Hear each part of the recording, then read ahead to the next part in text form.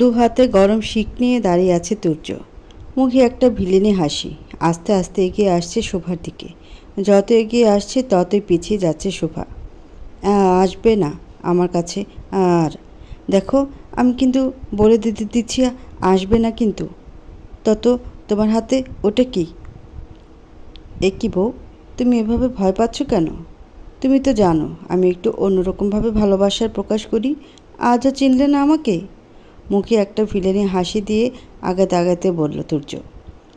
শুভা ভয়ে পেছাতে পেছাতে বিছানার সাথে ঠেকে বিছানায় বসে পড়ল। আর এদিকে তুর্য একদম শুভার কাছাকাছি এসে তার পায়ের কাছে হাঁটু গেড়ে বসল। তারপর দু হাতের গরম শিক দুটো পাশে রেখে শুভার কাঁপা কাঁপা পা শক্ত করে ধরে পায়ের পাতা হাঁটুর উপর বসালো। বাহ, নূপুর পরেছ পায়ে দেখছি বউ, কি সুন্দর ঝুনঝুন করে বাজছে। ভালোই, কিন্তু আমার কথা হলো, কেন পড়েছ নূপুর? কি হলো? মাথা নিচু করে চুপ করে কান্না করে কোনো লাভ নেই। I want my answer. তুমি কিন্তু ভালো করে জানো, এভাবে আমার কথার জবাব না দিয়ে কেউ চুপ থাকলে আমি সেটা মোটেই টলারেট করতে পারি না। আর সেটা যদি হয় আমার বউ, তাহলে ইচ্ছে হচ্ছিল পড়ার। ও, ইচ্ছে হচ্ছিল? তোমার ইচ্ছে হচ্ছিল নূপুর পরে বাইরে যাওয়ার আর বাইরের ছেলেগুলোকে তোমার এই সুন্দর পায়ের পাতাটা দেখানোর, রাইট? না, এমন কিছু না। আসলে আসলে কি শোনা, এমন তোতলাচ্ছ কেন? তুমি জানতে না বাবু যে আমার অনুমতি ছাড়া তুমি কিছু করো আমার সেটা মোটেই ভালো লাগে না। তাহলে আমার কাছে না শুনে নূপুর পরে বাইরে বেরোলে কেন? কেন? চিৎকার করে বড় বড় চোখে হুঙ্কার ছেড়ে বলল তুর্য। তুর্যের এমন ধমকে পুরো শরীর সমেত কেঁপে উঠল শুভার। আমার ভুল হয়ে গেছে, আর হবে না, আমাকে ক্ষমা করে দাও, আর হবে না।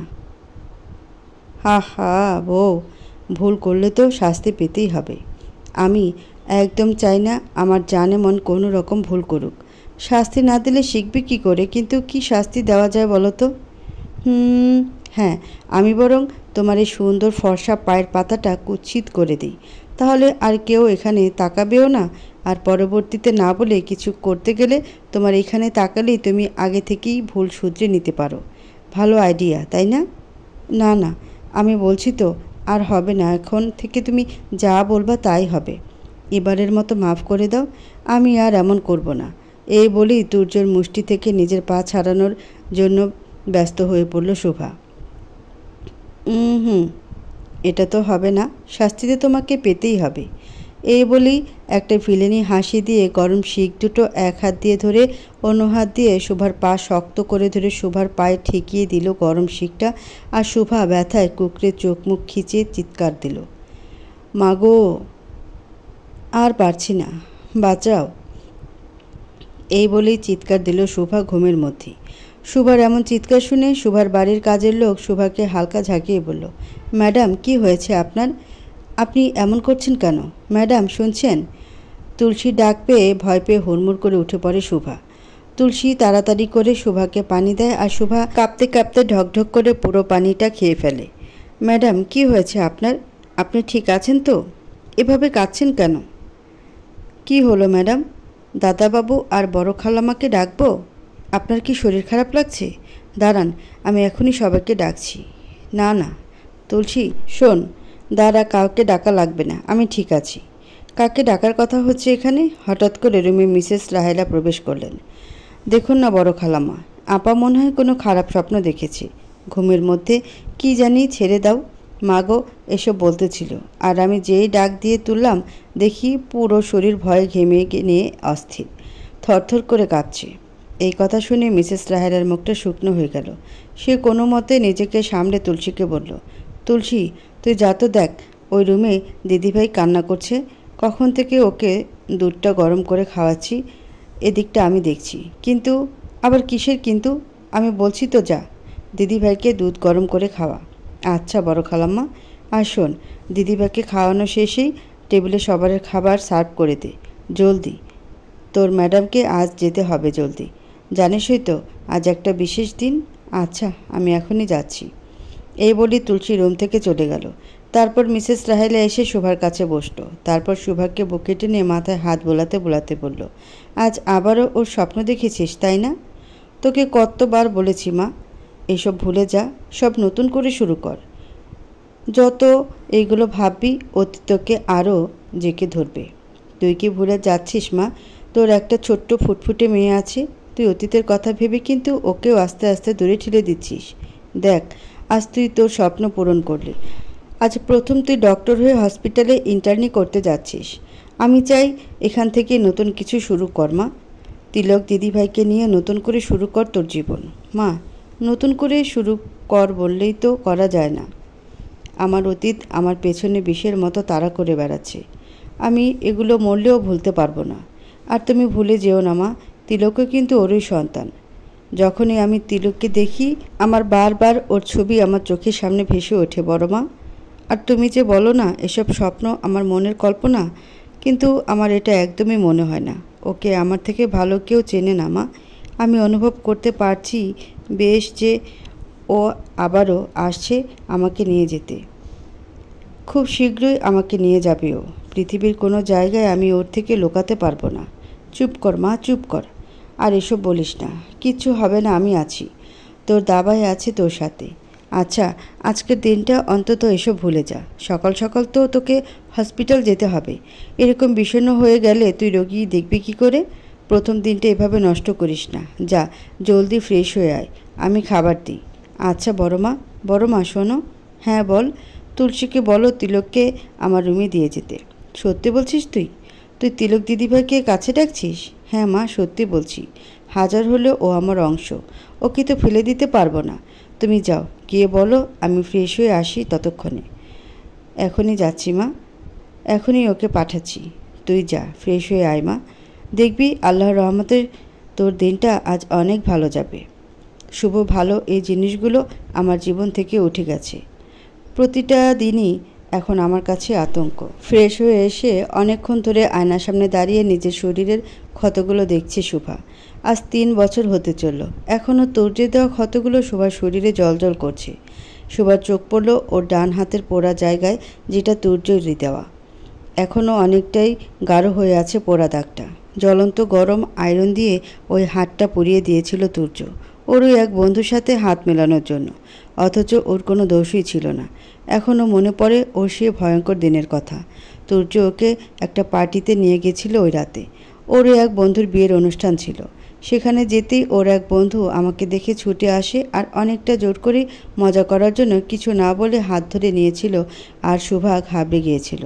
তবুও শুভা তুর্যর ভয়ে দ্রুত হাতটা সরিয়ে নিয়েছিল, কিন্তু শেষ রক্ষা হয়নি।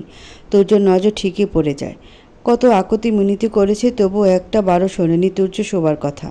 সবার সামনে বিয়ের অনুষ্ঠানে তুর্যকে শরীরের সমস্ত শক্তি দিয়ে থাপ্পড় মারে। তারপর হাতটা শক্ত করে ধরে টেনে হিঁচড়ে ধরে বাসায় নিয়ে যায়। তারপর যে হাতটা ধরেছিল ওই হাতটা আয়রন দিয়ে পুড়িয়ে দিয়েছিল। কত চিৎকার, কত আকুতি, কিছুই শোনেনি। শুধু এমনটা করে ও স্থির থাকেনি। ওর চোখের সামনে ওই রাতেই তুর্য ওর বন্ধুকে কি বিভৎসভাবে হত্যা করে। কি ভয়ঙ্কর ছিল ওই পরিস্থিতিটা, তা যে সহ্য করে সেই বুঝে। ওই ক্ষতটার উপর হালকা হাত বোলাতে বোলাতে এসব কথা মনে পড়েই শোবার শরীরে কাঁটা দিয়ে উঠল। এমন সময় তিলককে নিয়ে রুমে প্রবেশ করলো তুলসী। ম্যাডাম আসবো? হ্যাঁ এসো, দ্রুত ক্ষতটা ঢেকে নিয়ে বলল শুভা। ম্যাডাম, এই যে তিলক বেবি, ওকে আমি খাইয়ে দিয়েছি। খালাম্মা বলল আপনি নাকি ওকে ডেকেছেন, তাই দিতে এলাম। দাও আমার কোলে। এরপর তুলসী তিলককে শোভার কোলে দিল। আচ্ছা তুলসী, তুমি এখন যাও, খাবারগুলো বড় মার সাথে সার্ভ করে দাও। আমি ওর সাথে কিছুক্ষণ একা কাটাতে চাই। আচ্ছা ম্যাডাম। এই বলে তুলসী রুম থেকে চলে যায়। আর এদিকে শোভা তিলককে কোলে নিয়ে এক ধ্যানে ওর মুখটার দিকে তাকিয়ে আছে। খিলখিল করে হাসছে তিলককে, আর আধো আধো গলায় আওয়াজ করছে। শোভাকে দেখে তিলকের এমন আচরণ দেখে অজান্তে শোভার মুখে একটা হাসি রেখা ফুটে ওঠে। খুব খুশি হয়েছিস তাই না আমাকে পেয়ে? সত্যি তো, তুই জন্ম নেওয়ার পরে আমাকে পেয়েছিস বা কতটুকু? এই কয়েকদিন পড়ালেখার চাপে ব্যস্ততায় তোকে সময় দিতে পারিনি। বলতে পারিস ইচ্ছে করেই তোকে সময় দিইনি, জানিস। আর সব মায়ের মতো আমারও ইচ্ছে করে প্রাণ ভরে মাতৃত্বের স্বাদ নিতে। তুই আমার প্রথম সন্তান, আমারও ইচ্ছে করে তোকে প্রাণ ভরে আদর করি। দিনের বেশিরভাগ সময় তোর সাথে কাটাই, কিন্তু তোর এই যে ধীরস্থির নিষ্পাপ চাহনি, খয়েরি টানা টানা মায়াবী চোখ, তোর এই চেহারা আমাকে তোর কাছে আসতে বাধা দেয় রে। তোর এই চেহারা আমার কাজে বাধা সৃষ্টি করে। শুনতে খারাপ লাগলেও আমি নিরুপায় রে। তুই যে একদম তোর বাবার চেহারা পেয়েছিস। তোর হাসি, তোর ওই চোখ বারবার আমাকে ক্ষত বিক্ষত করে। তোর চেহারায় আমার মনে মায়ের থেকে যে বেশি আতঙ্ক জাগে তিলক। আমাকে ক্ষমা করে দিস মা। আমি হয়তো কোনোদিনই পারবো না তোকে আর 5টা মায়ের মতো কাছে টেনে নিতে। এই বলেই চোখ বন্ধ করে কাঁপা কাঁপা ঠোঁটে তিলকের কপালে চুমু খেল শোভা। তারপর নিজের বিছানায় তিলকের ঘুমু ঘুমু চোখ দেখে শুয়ে দিয়ে তুলসীকে ডেকে ওকে তিলকের কাছে থাকতে বলে ও রেডি হয়ে ঝটপট খাওয়ার টেবিলে চলে গেল। এতক্ষণই এলি? আজ না তোর ইন্টার্নি করার প্রথম দিন? অলরেডি 9টা বাজে। যাবি কখন? রুদ্র ভাই, আসলে তিলকের সাথে একটু খেলছিলাম, তাই দেরি হয়ে গেল। কি, তুই সোনামণির সাথে খেলছিলি? আমি ঠিক শুনছি তো? হ্যাঁ রে রুদ্র, শুভা একদম ঠিক বলছে। আজ সকাল হতেই শুভা আমাকে বলে বড় মা একটু তিলককে এই রুমে পাঠিয়ে দেবে। আমি মেয়ের কথা শুনে বেশ খুশি হয়েছি। মা, এটা তো খুশি হওয়ার মতোই কথা। হ্যাঁ রে, এখন থেকে সোনামণিকে একটু সময় দেবন। বড় মা, আমার দেরি হয়ে যাচ্ছে। তুই কথা এড়িয়ে যাচ্ছিস? সামনের মাসে সোনামণির 2য় জন্মদিন, মনে আছে তো বোন? আমি ঠিক করেছি বড় করে একটা অ্যারেঞ্জমেন্ট করব। অনেক প্ল্যান করেছি। মনে আছে। কিন্তু আমি চাই না তিলকের জন্মদিনে বড় কোনো অনুষ্ঠান হোক। জন্মদিন এমন কোনো বিশাল ব্যাপার না যে এত আয়োজন করা লাগবে। আমি এগুলো একদম পছন্দ করি না। তোমরাই তোমাদের মতো ছোটোখাটো করে কিছু করো। এটা কি বলছিস তুই শোভা? তোর মেয়ের জন্মদিন আর তুই এই কথা বলছিস? এর আগের বারও তুই এমনটাই করেছিলি। বড় মা, আমি ওকে কোনোভাবেই কোনো বিলাসবহুল জীবন দিতে চাই না। যতই বিলাসবহুল জীবন দিব ততই এগুলোর অভ্যাস হয়ে যাবে।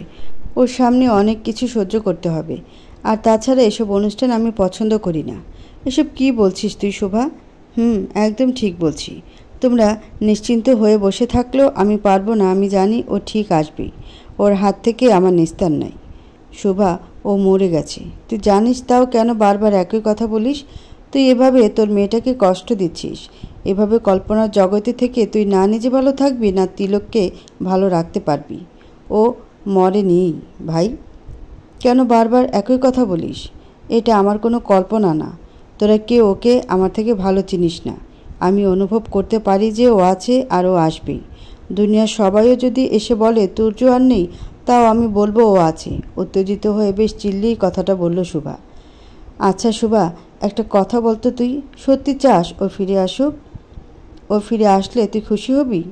আমার তো এখন তাই মনে হচ্ছে। তুই যদি চাইতি এটা যে ও আর ফিরে না আসুক, তা তুইও আমাদের মতো এটাই বারবার বলতি আর মানতিও যে ও মরে গেছে। ও আর আসবে না, কিন্তু তার বদলে তোর মুখে একটাই কথা, ও আসবেই। এমন করে তো মানুষ তখন বলে যখন কেউ তার জন্য অধীর আগ্রহে থাকে। তুই ওকে এখনও ভালোবাসিস? জানি না, কিচ্ছু জানি না আমি শুধু এটুকুই জানি ও আমার জন্য একটা আতঙ্ক, যা আমাকে ছেড়ে কখনো যাবে না। না আমি সেই আতঙ্ক থেকে দূরে যেতে পারবো। বুঝেছিস তুই? শুভা মা আমার, চুপ কর। আচ্ছা শান্ত হ সোনা। আজকের দিনটাই আর এসব মনে করিস না সোনা। রুদ্র, তোকেও বলি হারি, আজকে ও প্রথম ডক্টর হিসেবে প্র্যাকটিস করতে যাবে হসপিটালে, আর আজকে এসব কথা তুলতে হবে তোর? কেন রে? কিন্তু মা, কোনো কথা না, চুপ কর। তোর না অফিস আছে, সোজাসুজি অফিস যা। আর একটা কথাও শুনবো না আমি। ঠিক আছে, যাচ্ছি আমি। আর কিছুই বলবো না, কিন্তু ওকে একটু বোঝাও তুমি। এভাবে জীবন চলে না। এই বলে হনহন করতে করতে অফিস চলে গেল রুদ্র। তারপর মিসেস রাহেলা শোভার কাছে গিয়ে ওর মাথায় হাত বুলিয়ে বলল, ছেড়ে দে না মা, খেতে বস। তুই তো জানিস তোর ভাইকে, ও আসলে তোকে অনেক বেশি ভালোবাসে তো। একমাত্র বোনকে এমন কষ্ট পেতে দেখে থাকতে পারে না। তুই ওসব মাথায় নিস না। আয় তো, খেতে বস। বড় মা, আমার খিদে নেই। তাছাড়া আমার দেরি হয়ে যাচ্ছে। হসপিটাল যেতে হবে। যেতে যেতে আরও সময় লেগে যাবে। সে কি, না খেয়ে যাবি? খাওয়ার উপর কিসে রাগ মা? তুমি ভুল বুঝছো মা। আমি মোটেই রাগ করে কিছু করছি না। আপন মানুষের সাথে রাগ কিসের? আমার সত্যি দেরি হয়ে যাচ্ছে। আমি আসি কেমন? এই বলে আর কিছু না বলে হনহন করে চলে গেল। প্রায় 1 ঘন্টা পর শুভা হসপিটাল পৌঁছালো। সেখানে গিয়ে দেখে ওর বন্ধু বান্ধব আগে থেকেই মেডিকেল কলেজের গেটের সামনে দাঁড়িয়ে অপেক্ষা করছে। সরি রে, অনেকক্ষণ অপেক্ষা করতে হলো আমার জন্য, তাই না? তাও তো প্রায় 1.5 ঘন্টা। রোদের মধ্যে দাঁড়িয়ে মুখটা লাল হয়ে গেছে, দেখতে পাচ্ছিস না? কিন্তু এটা বল, তুই তো কখনো দেরি করিস না, কাজের ব্যাপারে খুব সিরিয়াস তুই তাহলে? রাগে রাগে ভাব নিয়ে মিলা বলল, আসলে ওই একটু দেরি হয়ে গেল, বাদ দে না, চল ভেতরে যাই। প্রফেসর নিশ্চয়ই চলে এসেছে। অনেকক্ষণ হলো এসেছে, জলদি চল, বাকি কথা পরে হবে, রিচি বলল। চল। তিনজনে বেশ তাড়াহুড়ো করে ল্যাবে ঢুকলো। সেখানে আগে থেকে বাকি ছাত্রছাত্রীরা উপস্থিত ছিল, যারা ফাইনাল ইয়ার কমপ্লিট করে ইন্টার্নি করার জন্য প্রস্তুত। ওরা ল্যাবে ঢোকার সাথে সাথে একজন প্রফেসর ল্যাবে এলেন আর বললেন, হ্যালো স্টুডেন্টস, আজ তোমাদের জন্য একটা বিশেষ দিন। আজকে থেকে তোমরা ইন্টার্নি করা শুরু করবে। বুঝতেই পারছি সবাই বেশ উত্তেজিত। সব ছাত্রছাত্রী হ্যাবোধক উত্তর দিল সমস্বরে। গুড, তবে তোমাদের জন্য আমার কাছে একটা গুড নিউজ আর একটা ব্যাড নিউজ আছে। প্রথমেই খারাপ খবরটা বলি। তোমাদের বলা হয়েছিল তোমরা আমার আন্ডারে ইন্টার্নি করবে, আমাকে অ্যাসিস্ট করবে। আমিও খুব খুশি ছিলাম তোমাদের মতো ব্রাইট স্টুডেন্টস, বিশেষ করে শুভা, যে পুরো মেডিকেল কলেজের পুরনো স্টুডেন্টদের রেকর্ড ব্রেক করে হাইয়েস্ট স্কোর করেছে ফাইনাল এক্সামে। তাকে অ্যাসিস্ট্যান্ট হিসেবে গাইড করতে পারবো, কিন্তু অত্যন্ত দুঃখের সাথে বলছি এবার আর তা হলো না। একটা আর্জেন্ট কাজে আমাকে ইমিডিয়েট অ্যাব্রোড যেতে হবে, তাও 1 বছরের জন্য। প্রফেসরের এমন কথা শুনে সবাই বেশ চিন্তায় পড়ে গেল। পুরো ল্যাবে শোরগোল পড়ে গেল। শুভা বেশ কৌতূহলী হয়ে স্যারকে জিজ্ঞেস করল, স্যার তাহলে আমাদেরকে গাইড করবে কে? আমার জানা মতে এই মেডিকেল কলেজের একমাত্র আপনি বেস্ট নিউরোলজিস্ট, তাহলে আপনি চলে গেলে? বলছি শুভা, আগে ব্যস্ত হয়েও না। তোমরা আমার স্টুডেন্ট, আমি নিশ্চয়ই তোমাদের ব্যবস্থা না করে এত বড় সিদ্ধান্ত নেব না। হ্যাঁ, আমি ক্লাস নিতে পারবো না ঠিকই, সেজন্যই আমি তোমাদের দায়িত্ব আমারই একজন বিশ্বস্ত স্টুডেন্টের হাতে দিয়ে যেতে চাই। তোমরা নিশ্চয়ই আরহাম তুরাগের নাম শুনেছ। বিশ্বের বড় বড় নিউরোলজিস্টদের মধ্যে ও এখন অন্যতম। আর আমার পরিবর্তে আমি ওকে বলেছি তোমাদেরকে অ্যাসিস্ট করার জন্য। আজই ও এসেছে মেডিকেল কলেজে। এটাই গুড নিউজ। এটা তোমাদের জন্য একটা গুড লাক বলতে পারো যে এত বড় নিউরোলজিস্ট তোমাদের গাইড করবে। আর শুভা, আমি তুরাগকে বলেছি তোমার ব্রিলিয়ান্ট রেজাল্টের কথা, শুনেও খুব খুশি হয়েছে আর তোমাকে বলেছে ওকে অ্যাসিস্ট করার জন্য। এইটা তোমার জন্য খুব ভালো একটা সুযোগ। এই কথা শুনে পুরো ক্লাসে সবাই বেশ খুশি হলো। সবাই একজন আরেকজনের সাথে কানাকানি করছে। শুভাও কথাটা শুনে বেশ এক্সাইটেড। ওর তো জীবনে এই একটাই স্বপ্ন যে ওর বাবার স্বপ্ন পূরণ করবে, ডাক্তার হবে। আর সেটা যদি বেস্ট কারো ট্রেনিংয়ে হয় তাহলে ওই রোগীদের বেস্টটাই দিতে পারবে। হঠাৎ করে শুভা ওর অত্যন্ত পরিচিত অনাকাঙ্ক্ষিত একটা কণ্ঠস্বর শুনতে পেল। May I come in? শুভার পেছন ঘুরে সেই কণ্ঠস্বরের মালিককে দেখতে খুব ভয় লাগছে। ওর যেন মনে হচ্ছে কোনো একটা অনাকাঙ্ক্ষিত ঘটনা ঘটতে চলেছে। শুভার এভাবে চোখ মুখ খিচে পেছনে ঘুরে থাকা দেখে ওর বান্ধবী ওকে জোর করে সামনে ঘুরিয়ে দেয়।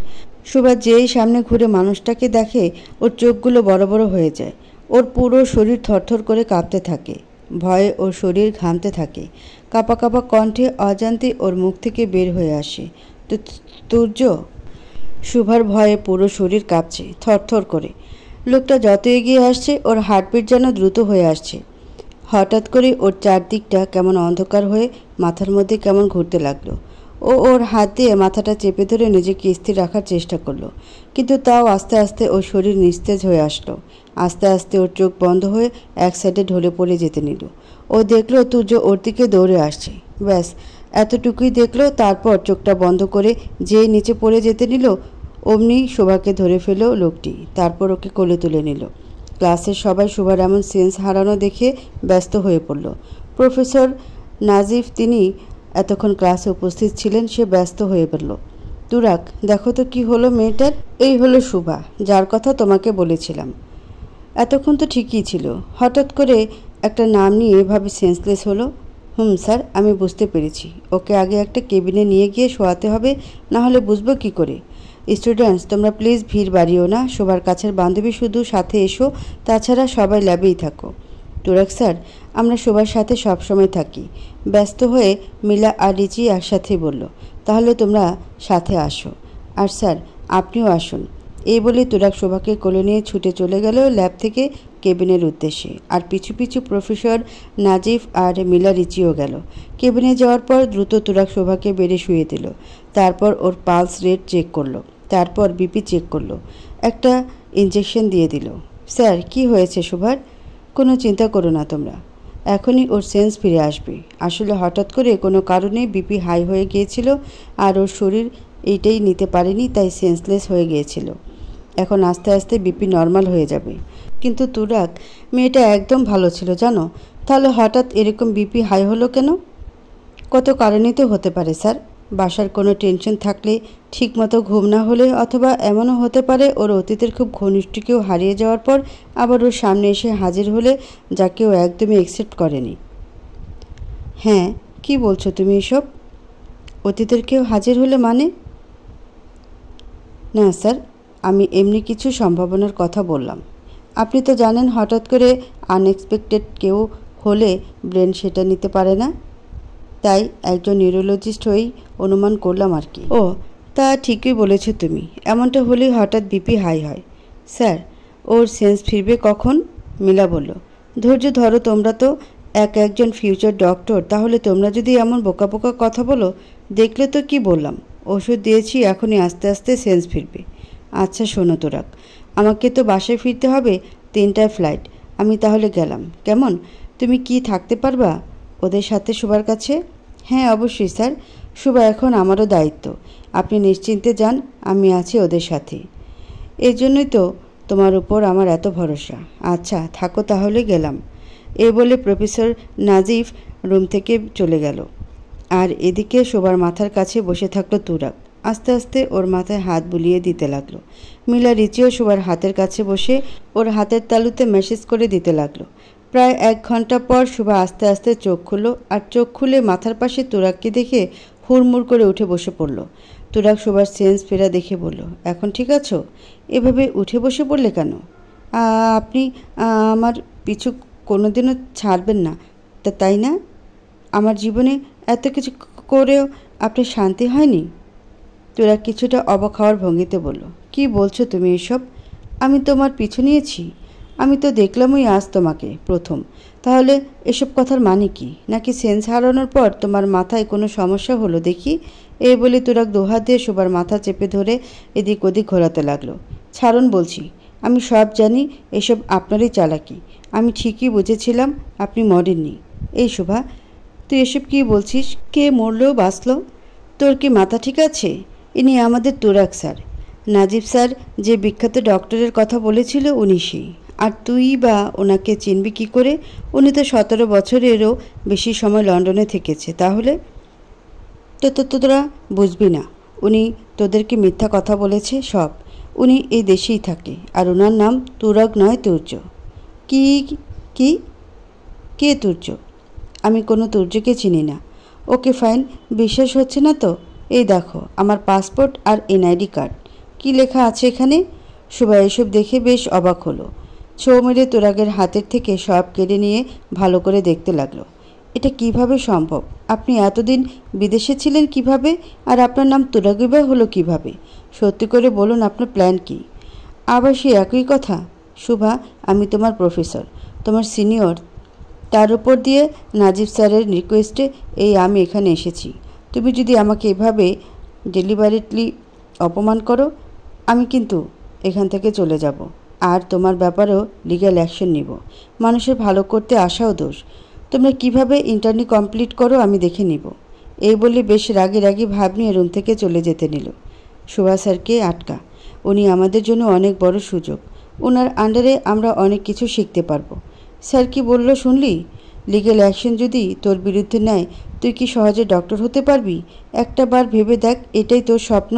মিলা বলল, আর তাছাড়া তুই যাকেই ভেবে থাকিস না কেন, দেখলি তো স্যার তো বলল সে ওই লোকটা না। প্রমাণও দেখালো, তাও তুই এভাবে স্যারকে অপমান করে আমাদের আর নিজের দুজনের জন্য বিপদ ডেকে আনছিস। মিলা আর রিচি দুজনের কথা শুনে শুভা বেশ ভাবনায় পড়ে গেল। ওর মনে হলো ও কোনো ভুল করছে না তো, কারণ এই লোকটার সাথে তুর্যর চেহারার অনেকটা মিল আছে। অনেকটা বলতে বেশিরভাগই। এরকম উঁচু লম্বা সুঠাম দেহ, খয়েরি চোখ আর একই রকম হাসি, কিন্তু এত মিল থাকা সত্ত্বেও পুরোপুরি তো তুর্যের মতো না। তাছাড়া এই লোকটা নাকি 17 বছর বাইরে ছিল, কিন্তু তুর্যের সাথে 3 বছর আগে অবধি ও সংসার করেছে শোভা। এইসব ভেবে ও পেছন থেকে তুরাগকে ডাকলো, শুনছেন, আমার ভুল হয়ে গেছে। শোভার এ কথা শুনেই যেতে যেতে তুরাগ থেমে যায় আর একটা মুচকি হেসে আবার পেছনে তাকায়।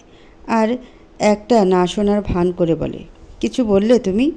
আমি শুনতে পাইনি, আবার বলবে? শুভা মাথা নিচু করে বলে, আসলে আমার ভুল হয়ে গেছে। আমি আপনাকে অন্য আরেকজন ভেবে এসব কথা বলে ফেলেছি। আসলে আপনার চেহারা অনেকটাই তার সাথে মিলে তো, তাই তাৎক্ষণিকভাবে ভয় পেয়ে গেছিলাম। Sorry sir. বুঝলাম। আচ্ছা, এবারের মতো তোমাকে মাফ করে দিচ্ছি, কারণ তোমার রেজাল্ট খুব ভালো আর স্যারের কাছে অনেক সুনাম শুনেছি তোমার। তবে নেক্সট টাইম থেকে খেয়াল থাকে যেন।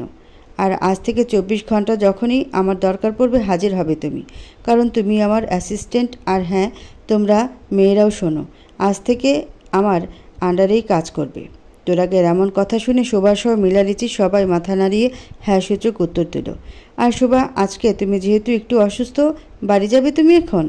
কালকে শার্প 8টায় হসপিটালে হাজির হবে। কাল থেকে আমি পেশেন্টদের ভিজিট করব। আর তোমরা দুজন, তোমাদেরও আজ ছুটি। ওকে বাড়ি অবধি এগিয়ে দিবে, কেমন? ওকে স্যার, আমরা এখনই নিয়ে যাচ্ছি। চল শোভা। এই বলে মিলা আর রিচি শোভাকে তুলে দাঁড় করালো আর ধরে নিয়ে যেতে লাগলো। অমনি পেছন থেকে তোরাক ডাকলো, শোভা। শোভা যেতে গিয়েও থেমে গেল।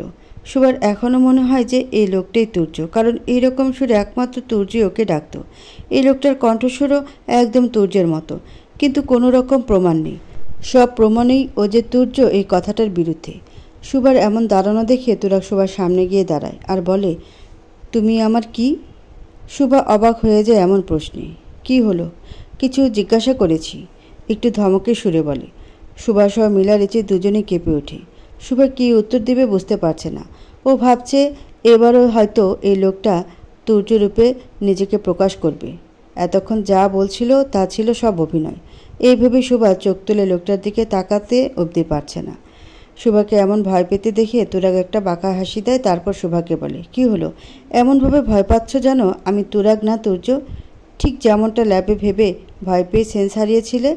শোভা এমন ধরনের কথা শুনে আরও ঘাবড়ে যায় আর কাঁপা কাঁপা কণ্ঠে বলে, আসলে থাক, এই সব প্রসঙ্গে আর না যাই। যে জন্য ডাকলাম, আমি তোমার প্রফেসর, তুমি আমার অ্যাসিস্ট্যান্ট। সেদিক থেকে যে কোনো কাজে আমার অনুমতি নেওয়া জরুরি কিনা আমি শুধু বলেছি যাবে। আমি কি অনুমতি দিয়েছি এখনই যাও? একটাবারও শুনেছ আমার কাছে যে স্যার আমি কি যাব? আর এই যে তোমাদেরকেও বলছি, শুনেছ একবারও? আজব, তোমাদের এখানে এসবও কি শিখিয়ে দেওয়া লাগে নাকি? তোরাগের এমন কথা যেন শোভা হাঁপ ছেড়ে বাঁচল।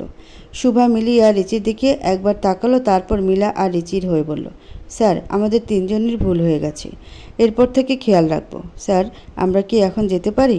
তোরাগ বেশ গম্ভীর ভাব নিয়ে বলল, যাও তোমরা।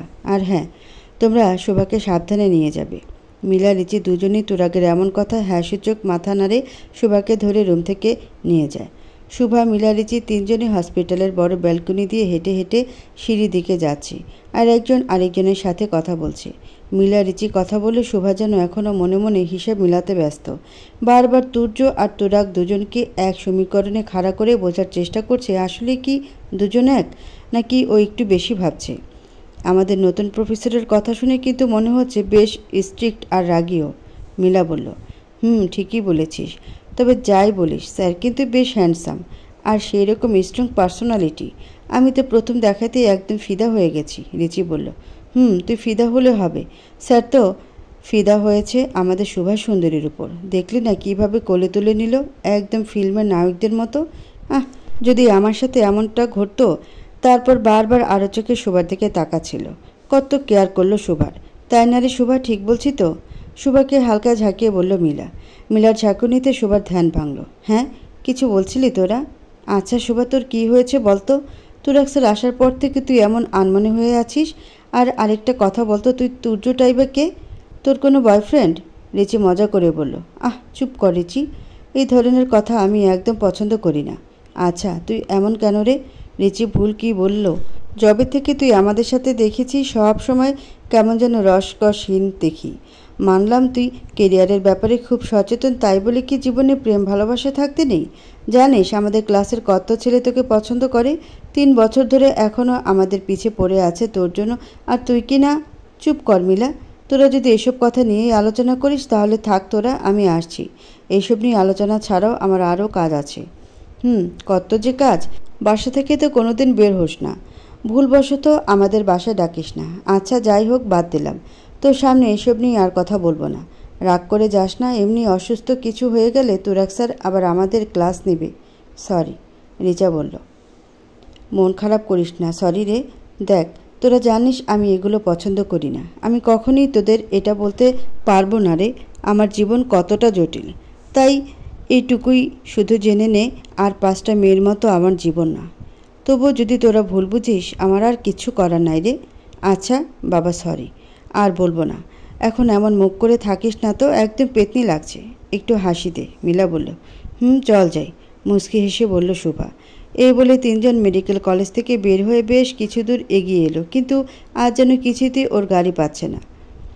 একদিকে তপ্ত রোদ, আবার কেমন যেন ভ্যাপসা দিন। সবাই বাস স্টপে অপেক্ষা করতে করতে ক্লান্ত হয়ে গেছে। অন্যান্য দিন উবারে সবসময় চলে যায়, আজ সেখানেও গাড়ি পেরো না। তাই বাধ্য হয়েই বাস স্টপে এলো, কিন্তু সেখানেও একগাদা ভিড়। এমন সময় বাইকে করে কয়েকটা ছেলে এলো। তারপর শুভা, রিচি আর মিলাকে দেখে হেলমেট খুলে বলল, কি ব্যাপার, তোরা তিনজন এখানে? তুই আমাদের ব্যাচের রোহান না? রিচি বলল, বাহ, ঠিকই তো চিনেছিস। তা তোদেরকে তো কখনো বাস স্টপে দেখা যায় না, তো আজ হঠাৎ এখানে? এ কি, আমাদের ব্যাচের সুন্দরী ব্রিলিয়ান্ট স্টুডেন্টটাও তো আছে দেখছি। গাড়ি পাচ্ছিস না বুঝি? রোহান, এরকম ধরনের ফালতু ইয়ারকে কিন্তু একদম ভালো লাগে না। যে কাজে যাচ্ছিলি সে কাজে যা। সারাক্ষণ খালি মেয়েদের দেখলেই ফ্ল্যাট করা। বেশ রাগী কণ্ঠে বলল মিলা। আরে ফ্ল্যাট কোথায় করলাম? আমাদের তো তোদের দেখে মায়া হচ্ছে। আহারে, দেখছিস মেয়েটার মুখটা লাল হয়ে গেছে রোদে। এমনি আজ সকালে অসুস্থ হয়ে গেছিল। শুভা, শোনো, এসো আমার বাইকের পেছনে বসো, তোমাকে বাসা অবধি ছেড়ে দিই। তোমার মতো একটা টসটসে সুন্দরী মেয়েকে এভাবে কষ্ট পেতে দেখলে আমার আবার খুব কষ্ট লাগে। এসো। এই বলে খপ করে সবার হাতটা শক্ত করে ধরে ফেলে। না ধন্যবাদ, আমি একাই যেতে পারবো। প্লিজ আমার হাতটা ছাড়ুন বলছি। এটা কেমন ধরনের অভদ্রতা? দেখ রোহান, খারাপ হয়ে যাবে কিন্তু। হাতটা ছাড় শুভার। কেন ছাড়বো? তোদের এত গায়ে লাগছে কেন রে ওর হাত ধরায়? হাতটাই তো ধরেছি, আর কোথাও তো ধরিনি। আজকাল এইভাবে ছেলেমেয়ের হাত ধরা তো কমন ব্যাপার। আর তাছাড়া শুভা, সকালে যখন তুরাগ স্যার তোমাকে কোলে তুললো তখন তো শুধু হাত ধরেনি, আরও অন্য জায়গায়ও টাচ করেছে। তাহলে আমি শুধু হাত ধরলেই তোদের গায়ে ফোসকা পড়ছে? তাহলে তুরাগ স্যারের মতো অন্য জায়গাটা? ঠাস। বাকি কথা পুরো করার আগেই হুট করে রোহানের গালে এমন জোরে একটা থাপ্পড় এসে পড়ল যে রোহান শোবার হাত থেকে ছিটকে বাইকসহ নিচে পড়ে গেল, টাল সামলাতে না পেরে। রোহান কিছু বুঝে ওঠার আগেই দেখল রোহানের নাক থেকে গলগল করে রক্ত পড়ছে, আর রোহানের কানে কোনো আওয়াজ এসে পৌঁছাচ্ছে না। রোহানের সাথে থাকা বন্ধুরাও ভয় কেঁপে উঠল। এমন আকস্মিক ঘটনায় শুভা, রিচি আর মিলাও চমকে উঠল। একদম চোখের পলকে যেন ঘটনাটা ঘটল। তিনজনের সামনে তাকালো, আর যা দেখলো তা দেখে তিনজনেরই চোখ যেন চড়ক গাছ। শুভা, রিচি আর মিলা তিনজনে যখন সামনে ঘুরে তাকালো, যা দেখলো তাতে ওরা চমকে গেল। রিচি বলে উঠল, তুরাগ স্যার। রোহানের সাথে থাকা বাকি ছেলেরাও চমকে যায়। শুভা শুধু একদিনে তুরাগের দিকে তাকিয়ে আছে। সেই রাগ, সেই রক্তচক্ষু, মনে হচ্ছে কিছু একটা খারাপ হতে চলেছে। একটা মানুষের সাথে অন্য একটা মানুষের সত্যি কি এতটা মিল হতে পারে? এদিকে তুরাগ কোনো দিকে না তাকিয়ে সোজা রোহানের কাছে যায় হাত মুঠি করে। তারপর রোহানের কলার চেপে ধরে ওকে নিচে থেকে ওঠায়। তারপর চোখটা বন্ধ করে একটা দীর্ঘ নিঃশ্বাস নিয়ে রোহানের চোখে চোখ রেখে বলল, এত দুর্বল হলে চলে? একটা চড়েই কুপকাত।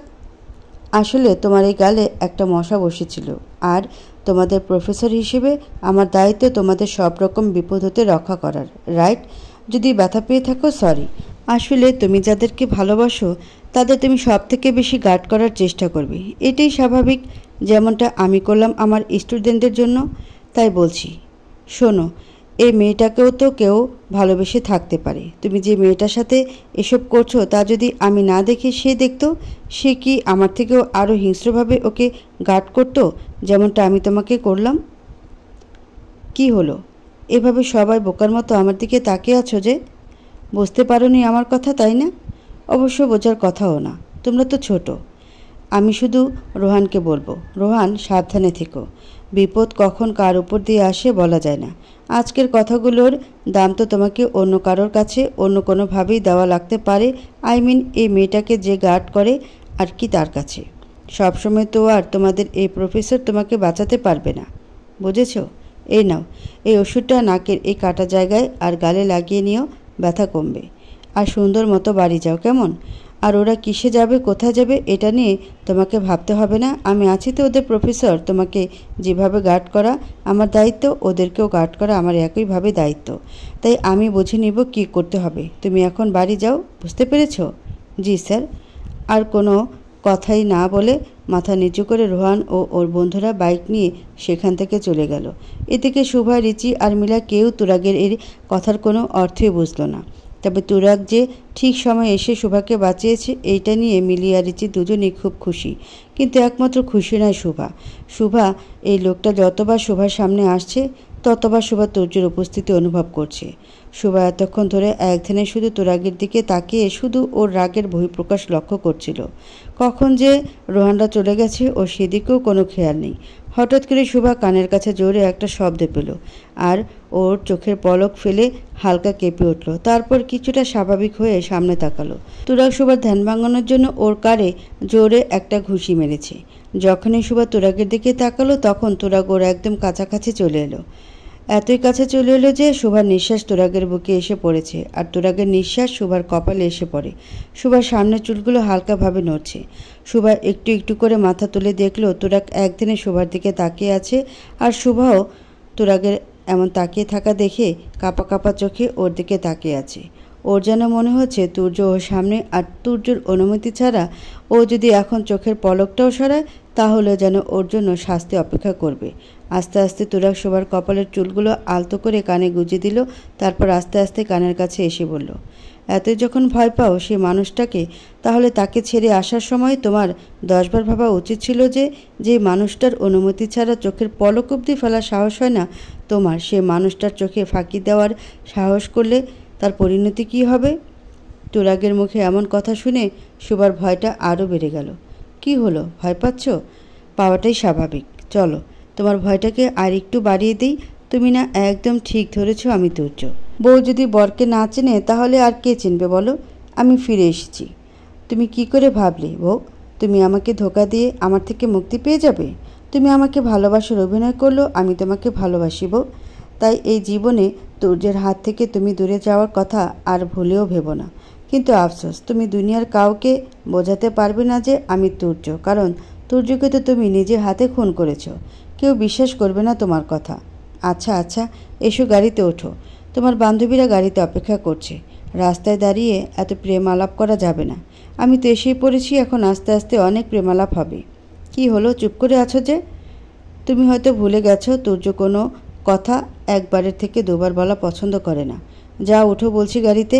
বেশ রাগেরাগি গলায় একটা বাঁকা হাসি দিয়ে বলল। শুভা আর কিছু না ভেবেই দৌড়ে গাড়িতে গিয়ে বসলো। তারপর তুরাগও গাড়িতে উঠে পড়ল। তারপর গাড়ি ড্রাইভ করতে শুরু করলো। ড্রাইভ করার সময় স্বাভাবিকভাবেই তুরাগ সবার সাথে হেসে হেসে কথা বলেছে আর আরও চোখে বারবার শুভাকে দেখছে। আর এদিকে রিচি মিলাও বেশ গল্প করছে তুরাগের সাথে। শুধু ড্রাইভিংয়ের পুরোটা সময় চুপচাপ ছিল শুভা। ওর যেন মনে হচ্ছে যে কোনো উপায় ও বাড়ি যেতে পারলে বাঁচে। এসব ভাবতে ভাবতে কখন শুভা ঘুমিয়ে পড়ে ও খেয়ালই করেনি। বেশ খানিকক্ষণ পর শুভার ঘুম ভাঙে গাড়ির হর্নের শব্দে। যেই শুভার চোখ খুলে শুভা দেখে ও কারোর বুকে মাথা রেখে শুয়ে আছে আর কেউ ওকে হাত দিয়ে জড়িয়ে আছে। এরপর আস্তে আস্তে ঘুমানোর আগের কথা মনে পড়ে ও উপরের দিকে মাথা তুলে দেখে যে ও তুর্যের বুকে শুয়ে আছে আর আশেপাশে ওর বান্ধবীরাও নেই। তুর্য এক হাত দিয়ে শুভাকে জড়িয়ে ধরে আছে আর এক হাত দিয়ে গাড়ির হর্ন সমানে বাজাচ্ছে। শুভা মুখে কিছু না বললে মনে মনে এতদিন পর তুর্যের বুকে শুয়ে ওর বেশ ভালোই লাগছে। হঠাৎ করে শুভার অতীতের কথা মনে পড়ে গেল। আরও দ্রুত তুর্যর থেকে নিজেকে সরিয়ে নিল। উঠেছে তো তাহলে? অনেকক্ষণ ধরে হর্ন বাজাচ্ছিলাম তোমাকে তোলার জন্য, কিন্তু তোমার তো আমার বুক থেকে উঠতেই মন চাচ্ছিল না মনে হয়। আচ্ছা একটা কথা বলি, এতে যখন আমার বুকে শোয়ার শক্ত আমাকে মেরে ফেলতে চেয়েছিলে কেন?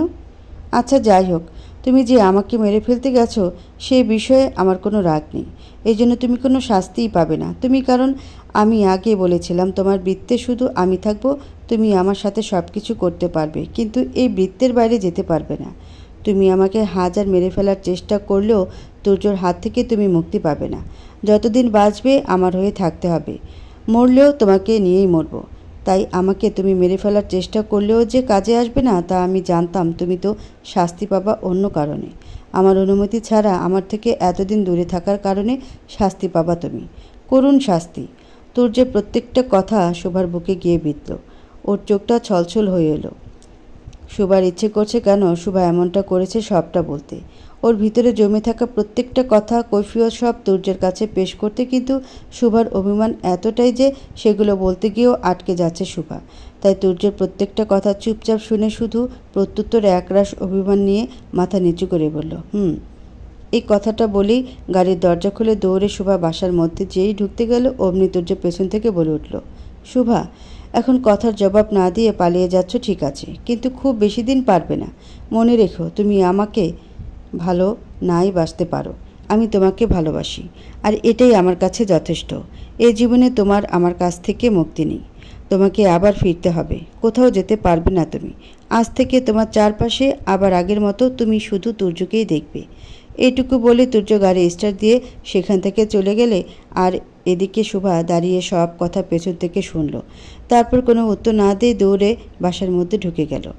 শোভা কাঁদতে কাঁদতে বাসায় ঢুকেই কারো কথার কোনো জবাব না দিয়ে নিজের রুমে গিয়ে দরজা আটকে দিল। তারপর নিজের আলমারির ভেতরে রাখা একটা ডায়েরি বের করে ডায়েরি ঘেঁটে ডায়েরির শেষ পাতায় তুর্য আর শোভার একটা ছবি বের করলো। রুদ্র আর বড়মার কথায় শোভা তুর্য সব স্মৃতি পুড়িয়ে ফেলেছিল, কিন্তু কেন জানি এই আধপোড়া ছবিটা শোভা আর পুরোটা পোড়াতে পারেনি, লুকিয়ে নিজের ডায়েরির মধ্যে রেখে দিয়েছিল। ছবিটা হাতে নিয়ে ধপ করে বসে পড়ল শোভা। তারপর আস্তে আস্তে ছবিটাতে হাত বোলাতে লাগলো আর নিজের অশ্রু ঝরাতে লাগলো। ছবিটা শোভার সাথে তোলা তুর্যর প্রথম ছবি। শোভার সাথে তুর্যর প্রথম দেখা। ছোট থেকেই খুব হাসি খুশি চঞ্চল স্বভাবের ছিল শোভা। না নিজে কখনো দুঃখী থাকতো, না কাউকে মন খারাপ করে থাকতে দিত। এমনই একদিন শোভা কলেজ থেকে ফেরার পথে বান্ধবীরা মিলে একটা রেস্টুরেন্টে খেতে গিয়েছিল। সেদিন ছিল শোভার জন্মদিন। ওখানেই শোভা তুর্যকে দেখেছিল। শোভা রেস্টুরেন্টের সবাইকে কেক খাইয়েছিল। তখনই শোভা দেখে রেস্টুরেন্টের এক কোণে খুব বিষণ্ণ মনে তুর্য কিউব সলভ করছিল। চেহারায় মনে হচ্ছিল কত কষ্ট লুকিয়ে আছে। শোভার এমনটা দেখে খুব খারাপ লেগেছিল। ওই দিন শোভা জোর করে তুর্যকে কেক খাইয়ে দিয়েছিল আর হাসিয়ে ছেড়ে দিয়েছিল। অনেক চেষ্টা করার পর যখন তুর্য একটু হাসে তখনই শোভা এই সেলফিটা তুলেছিল তুর্যের সাথে। তারপর থেকেই তো নানাভাবে তুর্যের সাথে দেখা হয়ে যেত, আর শোভাও সরল মনে অনেক কথা বলতো, দুষ্টুমি করতো। তুর্য সবসময় মুগ্ধ নয়নে শুধু শোভার দিকে তাকিয়ে থাকতো আর ওর বলা প্রত্যেকটা কথা শুনতো। আর এইভাবেই চলতে চলতে একদিন তুর্য শোভাকে নিজের ভালোবাসার কথা বলে। শোভা যখন রাজি হয় না তখন তুর্য জোর করে শোভাকে তুলে নিয়ে গিয়ে বিয়ে করে। তুর্যর সাথে তোলা শুভর সেই ছবিটাই হাত বুলিয়ে কাঁদতে কাঁদতে বলে উঠল, কেন ফিরে এলেন আমার জীবনে বলুন? কেন? আর কত কষ্ট দিতে চান আমাকে? হ্যাঁ, নিজের হাতেই আমি আপনাকে মারার চেষ্টা করেছি, কারণ আমি আমার বাবার খুনির সাথে কিভাবে ঘর করব? বলুন কিভাবে? আপনি আমাকে কত কষ্ট দিয়েছেন, আমি তো সব মেনে নিয়েছিলাম। আপনি বললেন আমি নাকি আপনার সাথে ভালোবাসার অভিনয় করেছি, কিন্তু এটা তো সত্যি না। হ্যাঁ মানছি, আমি প্রথম যখন আপনি আমাকে জোর করে তুলে নিয়ে গেলেন, জোর করে বিয়ে করলেন, খুব রাগ হয়েছিল আপনার উপর, ঘৃণা করতাম আপনাকে, কিন্তু পরে আপনাকে তো ঠিকই ভালোবেসে ফেলেছিলাম। আমি জানি আপনি আমাকে যতই কষ্ট দেন না কেন, দিন শেষে আমার ক্ষতে আপনি ওষুধ লাগিয়ে দিতেন, পাগলের মতো ভালোবাসতেন। তাই একটা সময় আপনার করা এসব পাগলামি মেনে নিয়েছিলাম তো আমি। কিন্তু আপনি কি করলেন? এই পৃথিবীতে আমার একমাত্র আপনজন বলতে তো আমার বাবাই ছিল। মা মরে যাওয়ার পর তিল তিল করে মানুষ করেছে আমার বাবা, আর আপনি কি করলেন? যখন আমি ওই ছবিগুলো পেলাম যেখানে স্পষ্ট দেখা যাচ্ছিল আপনি নিজে হাতে আমার বাবাকে খুন করছেন, আমার কেমন লেগেছে একটাবারও ভেবেছেন? আমি আমাদের অনাগত সন্তানের কথা আপনাকে জানানোর আগেই আমার হাতে আমি আপনার করা নির্মম কর্মকাণ্ডের ছবি পাই। আপনি বলুন না, একটা মেয়ের পক্ষে এটা কি সহ্য করা যায়? কোনো দিনও তো এটা ভুলতে পারবো না আমি। এটা আর না আবার ভালোবাসতে পারবো আপনাকে। আপনি যত যাই করুন, আমি আর কখনো আপনার হব না, কখনো তিলকের কথা আপনাকে জানতে দেব না। আপনার বন্ধু রাহুলকে যেদিন আমার চোখের সামনে, ওই দিনই বুঝে গেছিলাম মানুষ মারা আপনার কাছে কিছুই না। আপনি একটা সাইকো। না হলে আপনি পারতেন না শুধুমাত্র আমার বাবা আমাকে নিয়ে যেতে চেয়েছিল এই কথার জেরে আমার বাবাকে মারতে। রুদ্রভাই আমাকে ছবিগুলো না দেখালে আমি তো জানতেই পারতাম না আপনার আসল মুখোশ। আমি আমার বাবার হত্যার প্রতিশোধ নিতে চেয়েছিলাম, শুনতে পেরেছেন? আর এই জন্যই আমার এই কাজের জন্য আমার কোনো অনুশোচনা নেই, কোনো অনুশোচনা নেই। এই কথাগুলো বলেই শোভা অঝরে চিৎকার করে কাঁদতে লাগলো। অনেকক্ষণ ধরে মিসেস রাহেলার দরজা ধাক্কানোর পর শোভা দরজা খুলল। নিজেকে খানিকটা স্বাভাবিক করে তুর্য আর শোভার ছবিটা একইভাবে ডায়েরিতে লুকিয়ে। কী রে মা, কখন থেকে দরজা ধাক্কাচ্ছি? কি হয়েছে তোর বলতো? তোর চোখ মুখ এভাবে ফুলে আছে, নিশ্চয়ই রুমে গিয়ে কান্না করেছিস, তাই না? হ্যাঁ রে মা, কলেজে কিছু হয়েছে? বল না, কেউ কিছু বলেছে? না না বড় মা, কিছু হয়নি, আমি ঠিক আছি। আজ বাইরে অনেক রোদ তো, তাই একটু শরীর খারাপ লাগছিল, তাই দরজা আটকে একটু ঘুমোচ্ছিলাম। তুই সত্যি বলছিস তো? সত্যি কিছু হয়নি? মিথ্যা কেন বলবো? অনেক লেট হয়ে গেছে না? রাত 9টা বেজে গেছে। রুদ্র ভাইয়া কি ফিরেছে? তুলসী কই? ও খাবার দিয়ে দিয়েছে টেবিলে? না, রুদ্র এখনও ফেরেনি। তুই ফ্রেশ হয়ে আয়, আমি খাবার দিচ্ছি তোকে। মুখটা শুকিয়ে আছে। বড় মা, আজ আমার খেতে ইচ্ছে করছে না। আমি আজকে অনেক ক্লান্ত, একটু ঘুমাবো। তোমরা খেয়ে নিও। কেন রে মা? এই আবার কেমন কথা? সকালেও খেলি না আর এখনও এ কথা বলছিস? বড় মা প্লিজ, আজকের দিনটা আমাকে একা ছেড়ে দাও। আমি কোনো কথা বলতে চাচ্ছি না, আমি ঘুমাবো। আচ্ছা ঘুমা, তাহলে আমি লাইট অফ করে দিচ্ছি। দাঁড়াও বড় মা, তিলক খেয়েছে কিছু? হ্যাঁ, আমি ওকে খাইয়ে ঘুম পাড়িয়ে দিয়েছি। কেন, কোনো দরকার রে? না না, এমনি। আচ্ছা যাও তাহলে তুমি। এই বলেই শোভা নিজের রুমের দরজা আটকে দিল আর বিছানার কাঁথা মুড়ে শুয়ে পড়ল লাইট অফ করে। মাঝরাতে কারো হাতে ছুঁয়ে হুড়মুড় করে উঠে পড়ে শোভা। তাকিয়ে দেখে তুর্য ওর দিকে একটা নেশাগ্রস্ত নজরে তাকিয়ে আস্তে আস্তে ওর গালে আঙ্গুল দিয়ে স্লাইড করছে। শোভা হঠাৎ করে এমনটা দেখে কোনো কিছু না ভেবে যে চিৎকার দিতে যাবে, অমনি তুর্য শোভার মুখ চেপে ধরে। এইভাবে কেউ চিৎকার করে বউ? সবাই তো তাহলে তোমাকে পাগল বলবে যে শোভা তার মৃত স্বামীকে দেখে চিৎকার করছে। হা হা করে হেসে দিল তুর্য। কেন এসেছ তুমি এখন, তা আবার এত রাতে? ও মা, নিজের বউয়ের কাছে আসতেই আবার দিনক্ষণ বুঝে আসতে হয় নাকি? আমার ইচ্ছে হয়েছে বউকে একটু আদর করি, তাই চলে আসলাম। কতদিন না, কত বছর বউকে আদর করি না বলে কথা। এই বলে শোভার উপর ঝুঁকে পড়তে গেল। সেই অমনি শোভা হালকা ধাক্কা দিয়ে উঠে বসে পড়ল। তারপর দ্রুত বিছানা থেকে যে নেমে যেতে গেল, অমনি তুর্য শোভার হাতটা শক্ত করে ধরে ধাক্কা দিয়ে বিছানায় শুয়ে দিল আর শক্ত করে চেপে ধরল। ছাড়ুন আমাকে, আমার ব্যথা লাগছে। আমি আপনার থেকে কোনো আদর চাই না। বাহ, খুব সাহস হয়েছে তো দেখেছি এই কয়েকদিনে তোমার। আমি খামোখা ভুল ভেবেছিলাম যে তুমি আমার আগের ভীতু শোভাটাই আছো। কিন্তু শোভারানী, তুর্যের সামনে এসব সাহস দেখিয়ে যে কোনো লাভই হবে না, তা 2 বছর আমার সাথে সংসার করে নিশ্চয়ই বুঝে যাওয়া উচিত ছিল তোমার। তুমি কি জানো না, তুর্য যেটা চায় সেটাই হয়? শোভার হাত দুটো চেপে ধরে একদম ওর মুখ বরাবর ঝুঁকে কথাগুলো বলল। আপনি কেন বোঝেন না? আমি আপনাকে ভালোবাসি না, থাকতে চাই না আপনার সাথে আমি। বুঝলাম, তুমি আমার সাথে থাকতে চাও না তো? তাতে আমার কি? আমি তো তোমার সাথে থাকতে চাই, তোমাকে রোজ ভালোবাসতে চাই, এটাই যথেষ্ট আমার কাছে। আপনি একটা সাইকো, বুঝেছেন? নিজে নিউরোলজিস্ট হয়ে নিজের অসুখটা বোঝেন না। কেউ একজন আপনার সাথে থাকতে চায় না আর আপনি জোর করে তাকে ধরে রাখতে চান। হা হা করে হেসে দিয়ে তুর্য বলল, আমার জীবনে আমি একমাত্র তোমাকে ভালোবেসেছি। তুমি ছাড়া তো আমার জীবন ফাঁকা, কেউ নেই আমার জীবনে। তাই তোমাকে পাওয়ার জন্য আমাকে যদি সাইকো হতে হয় তাহলে আমি তাই। হ্যাঁ, আমি সাইকো, কিন্তু তোমার নেশায় শোভা। একটা দিন তোমার শরীরের ওই ঘ্রাণ না পেলে, ওই হাসিমুখ বাচ্চাদের মতো ভয় পাওয়া, তোমার এই খোলা চুল, তোমার এই ঠোঁট, টানা টানা মায়াভরা চোখ, এইগুলো না দেখলে যে আমার শান্তি লাগে না। শান্তি লাগে না, আমার বুকের মধ্যে পুড়ে ছারখার হয়ে যায়। এই 3 বছর আমি প্রত্যেকটা রাত নিজের বিছানায় তোমাকে পাশে না পেয়ে কত যে তড়পেছি। আমার ঘুম নষ্ট করে তুমি আরাম করবে তা তো হয় না বউ।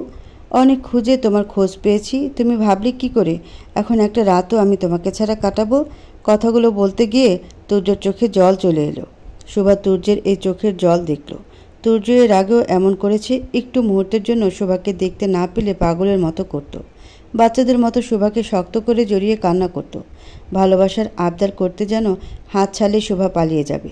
প্রথম দিকে শোভা সব কিছু মেনে নিতে না পারলেও পরে তুর্যের এই সাইকো লাভের প্রতি আকৃষ্ট হয়ে পড়েছিল শোভা। নিজে থেকে সঁপে দিয়েছিল নিজেকে তুর্যের কাছে শোভা। ওই তুর্য এই আদরগুলো উপভোগ করতে শুরু করেছিল। আজও সেই একই রকম চোখে জল। ভালোবাসার জন্য আকুতি দেখতে পাচ্ছে শুভা। খুব ইচ্ছে করছে শুভার তুর্যের এই চোখের জল মুছিয়ে নিজের থেকে আগের মতো তুর্যকে আপন করে নিতে, কিন্তু কোনো কিছুই যে আগের মতো নেই। পরক্ষণে শুভার সামনে ভেসে উঠল ওর বাবার মুখটা। না না, কোনো দিন এই মায়াভরা চেহারায় আমি আর ভুলব না। না, মন থেকে কোনো দিন আর ভালোবাসতে পারবো আপনাকে। মনে মনে এটা স্থির করে শুভা বলল, ছেড়ে দিন বলছি আমাকে। আমার এসব শুনতে ভালো লাগছে না। শুনতে ভালো লাগছে না? বুঝেছি। আমার আদর পাওয়ার জন্য তুমি আর অপেক্ষা করতে পারছো না, তাই না? এই 3 বছরে তোমার শরীরে তো আমার ভালোবাসার চিহ্ন এক ফোঁটাও পড়েনি। আজকে থেকেই আবার শুরু হোক। আমার ভালোবাসার চিহ্নে আষ্টে পৃষ্ঠে যাবে তোমার শরীর ঠিক আগের মতো। তখন এই যে ছাড়ুন, ভালোবাসি না, এসব কথা আপনা আপনি মুখ থেকে ঠিক যেভাবে আগে চলে গিয়েছিল। এই বলে আস্তে আস্তে ঠোঁটে যে ঠোঁট ডুবিয়ে দিতে গেল, অমনি থেমে গেল তুর্য আর বলল, এইভাবে না। আজকে আমি আমার বউকে নিজে হাতে শাড়ি পরিয়ে সাজাবো, তারপর প্রাণ ভরে বউটাকে দেখব আর আদর করব। এই বলেই বিছানা থেকে শোভাকে কোলে তুলে নেয়। ছাড়ুন বলছি আমাকে, কেন এমনটা করছেন আপনি? আমি কিন্তু সত্যি এবার চিৎকার করব। শোভা, তুমি এখনও এমন বোকা বোকা কথা বলো? তোমার বরটাকে চিনলে না? তুর্য যেটা একবার ভাবে সেটা করা থেকে কেউ আটকাতে পারে না। সবাইকে ডাকলেও যেটা তুর্য আজ চাচ্ছে সেটা করেই ছাড়বে, শুধু একটু সিনক্রেট হবে আর কি। আর বউ, তুমি তো জানোই আমার শক্তির কাছে তোমাকে হার মানতেই হবে। সবসময় তাই এরকম হাত পা ছোড়াছুড়ি করেও কোনো লাভ হবে না, কারণ আমার যা করার আমি তা করবই। তাই বলছি, সে আগেকার মতো আমার বাধ্য শুভা হয়ে যাওয়াই তোমার জন্য ভালো, না হলে তোমার জন্য কষ্ট। তুর্যর মুখে এমন কথা শোনার পর শুভা একদম চুপ হয়ে গেল, কারণ শুভা জানে তুর্য যা যা বলছে তার প্রত্যেকটা কথা সত্যি। এখনও হাজার হাত পা ছোড়াছুড়ি চেলাচেলি করেও কোনো লাভ হবে না। আগেও যেমন হয়নি, আজও হবে না। তুর্য খুবই জেদি, আর তাছাড়া শুভা যদি এখন চিল্লাচিল্লি করে আর তিলক যদি কোনোভাবে জেগে যায়, তাহলে তো তুর্য সবটা জেনে যাবে। তুর্য যদি ওর বাবাকে যেমন ওদের মাঝখানে কাটা ভেবে মেরে দিয়েছে, তেমন যদি তিলককেও কিছু করে দেয়, তাই আর কিছুই না বলে চুপচাপ তুর্যের প্রতিটা কাজে সম্মতি দিতে থাকে। এই তো চুপ হয়ে গেছে আমার লক্ষ্মী বউটা। আমার বউ না? আমি তো বুঝি, মুখে না বললেও সে আমাকে খুব ভালোবাসে। এই বলে তুর্য শোভাকে কোলে করে ওয়াশরুমে নিয়ে গিয়ে আস্তে আস্তে গোসল করিয়ে তারপর টাওয়াল শরীরে পেঁচিয়ে কোলে করে রুমে নিয়ে আসে। তারপর শোভার আলমারি থেকে একে একে সব শাড়ি বের করে নিজের পছন্দ মতো একটা শাড়ি বাছাই করে আর শোভাকে পরিয়ে দেয়। তারপর শোভাকে নিজের হাতে একদম পুতুলের মতো সাজিয়ে দেয়। এই তো এখন একদম তুর্যের বউয়ের মতো লাগছে আমার পুতুল বউ। শোভার কোমরে হাত দিয়ে ওকে নিজের সাথে টেনে মিশিয়ে নিয়ে শোভার কপালের সাথে তুর্য নিজের কপাল ঠেকিয়ে বলল। এদিকে শোভার মুখে কোনো কথা নেই, ও শুধু চুপচাপ মাথা নিচু করে আছে। এরপরে তুর্য শোভাকে কোলে তুলে নেয়, তারপর বিছানায় শুয়ে দিয়ে আস্তে আস্তে শোভাকে আপন করে নিতে থাকে তুর্য।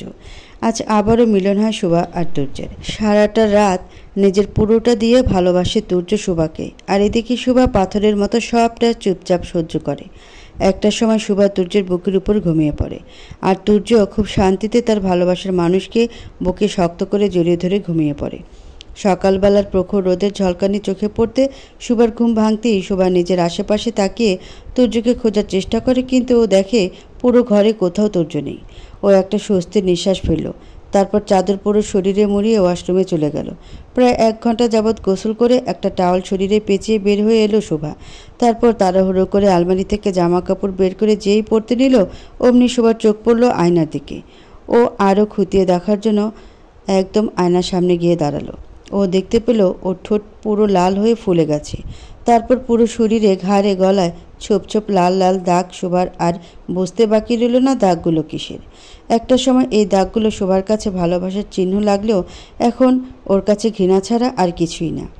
আপনি কি ভেবেছেন আপনি আমাকে এভাবে জোর করে ভালোবেসে আবার আগের মতো আমার মনে জায়গা করে নেবেন? তা হবে না তুর্য। আপনি আমার সাথে যত যাই করুন না কেন, আপনি আমার চোখে আজীবন আমার বাবার খুনি হিসেবেই থাকবেন। এই কথাটা বলেই কোনো রকমভাবে নিজের শরীরের দাগগুলো কাপড় দিয়ে ঢেকে দিল। তারপর আস্তে করে চুলটা বেঁধে ব্যাগ নিয়ে যেই বেরিয়ে যেতে গেল রুম থেকে, তখনই টেবিলের উপরে একটা চিরকুট পেল, আর সেখানে লেখা আছে, ভেবো না তুমি এইটুকুতেই মুক্তি পেয়ে গেলে। এটা তো শুরু তোমাকে নিজের করে নেওয়ার। আজ থেকে আমি তোমার ঘরেও থাকবো, তোমার বাইরের জগতেও থাকবো। ঘরে তো আমি তুর্য, আর তোমার বাইরের জগতে আমি তুরাগ, তোমার প্রফেসর। বাইরেও যতক্ষণ থাকবে আমার সাথেই কাটানো লাগবে। সো জলদি রেডি হয়ে নাও, মনে আছে তো 8:30টায় তোমাকে হসপিটালে দেখতে চাই। আমার কথার জন্য কোনো রকম খিলাফ না হয়। আর হ্যাঁ, টেবিলের পাশে একটা পেন কিলার আছে, খেয়ে নাও, শরীরটা ভালো লাগবে। তোর্যের লেখা এই চিরকুটটা পড়ে শোভার রাগ উঠে যায়। ও রাগের মাথায় চিরকুটটা মুঠি করে জানালা দিয়ে ফেলে দেয়। কি ভাবেন কি উনি নিজেকে, ওনার হাতের পুতুল? সব সময় আমাকে নিজের মতো পরিচালনা করবে, নিজে এভাবে ব্যথা দিয়ে আবার ওষুধ খেতে বলে। এটা কি আর কি হচ্ছে? খাবো না আমি ওষুধ। এই বলেই ওষুধটা টেবিলের থেকে ছুঁড়ে নিচে ফেলে দিয়ে দ্রুত রুম থেকে বের হয়ে যায়। শুভা রুম থেকে বের হয়ে দেখে মিসেস রাহেলা আর রুদ্র দুজনেই খাওয়ার টেবিলে বসে আছে শুভার জন্য। শুভা আসতেই মিসেস রাহেলা বলে ওঠে, কী রে মা, খেতে বস, তোর জন্য অপেক্ষা করছিলাম। বড় মা, আমি কলেজে গিয়ে খেয়ে নিব। এই বলে চলে যেতে নিল, তখনই রুদ্র শোভাকে থামিয়ে দিয়ে বলল, দাঁড়া শোভা, কি হয়েছে তোর? মা বলল তুই নাকি কালকে রাতেও খাসনি কেন? তুই না খেলে আমরা খাই কেমন করে বলতো? তুই তো জানিস শোভা, তুই আমার জীবনে আর মায়ের জীবনে কতটা ইম্পর্টেন্ট ওই জানোয়ার তোরদের জন্য। রুদ্র ভাইয়া, মুখের ভাষা সংযত করো, ভুলে যেও না উনি তিলকের বাবা। আমি বললাম তো আমি কলেজ থেকে খেয়ে নিব, তোমরা খেয়ে নাও, আমি আসছি, আমার কাজ আছে। অনেকটা রাগের সাথে কথাটা বলে বাসা থেকে বের হয়ে গেল শুভা। রুদ্র শুভার আজকের এমন ব্যবহারে অনেকটা চমকে গেল। কি হয়েছে শুভার? হঠাৎ করে কথায় টোনটা যেন পরিবর্তন হয়ে গেল। এমনটা তো হওয়ার কথা ছিল না। এখানে আসার পর থেকে তো আমি যা বলেছি আমার সব কথা মেনে চলেছে, কিন্তু আজ যেন তুর্যর পক্ষে কথা বলল। না না, এমনটা তো হতে দেওয়া যাবে না।